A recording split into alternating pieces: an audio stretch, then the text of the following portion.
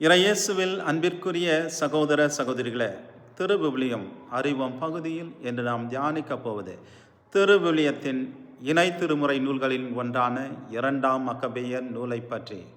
நூலின் பின்னணி: இந்த நூல் முதல் மக்கபேயர் நூலின் தொடர்ச்சி அல்ல, மாறாக கிமு 180 முதல் 161 வரை நடந்த நிகழ்வுகளை இறையியல் பார்வையுடன் விளக்கும் ஒரு திருவுரை நூலாகும். இந்த நூல் சீரனை சேர்ந்த யாசோன் எழுதிய 5 தொகுதி வரலாற்றின் சுருக்கமாக அமைந்துள்ளது.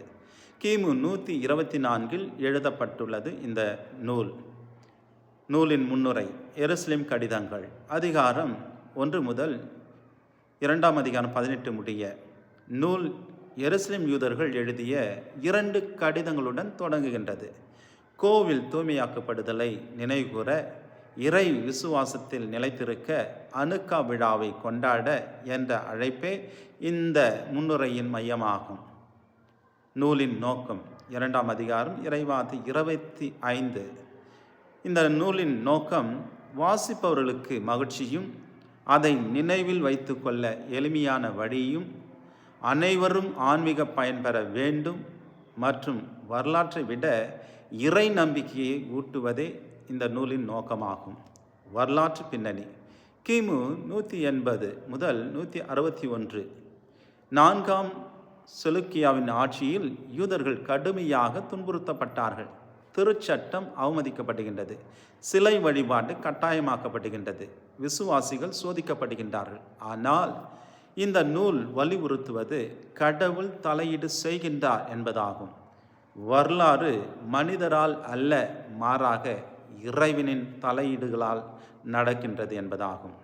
இந்த நூலின் இறையியல் கருப்பொருள்: 1. மறைசாட்சி, நம்பிக்கைக்கான தியாகம்.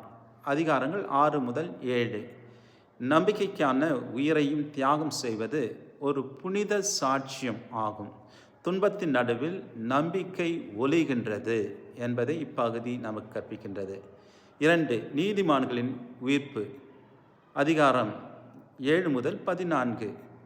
மரணம் முடிவல்ல, கடவுள் நீதிமான்களை மீண்டும் உயிர்த்தெழ செய்கின்றார். உதாரணத்துக்கு 7 சகோதரிகளின் மறைசாட்சி இந்த நம்பிக்கையின் உச்ச வெளிப்பாடாக இருக்கின்றது. 3. இறந்தோருக்காக வேண்டுதல். அதிகாரம் 12 இறைவார்த்தை 39 46. இறந்தோருக்காக ஜெபிப்பது என்பது அது ஒரு புனித செயலாகும். அவர்கள் பாவ மன்னிப்பில் பங்கு பெறலாம். இந்த கருத்து திருச்சபை மரபுக்கு மிக முக்கியமான அடிப்படையாகும்.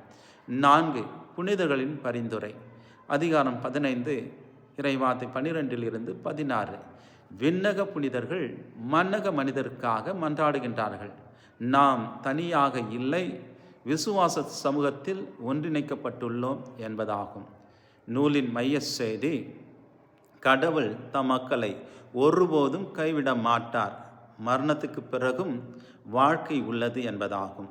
விசுவாசம் நம் உயிரை விட உயர்ந்தது.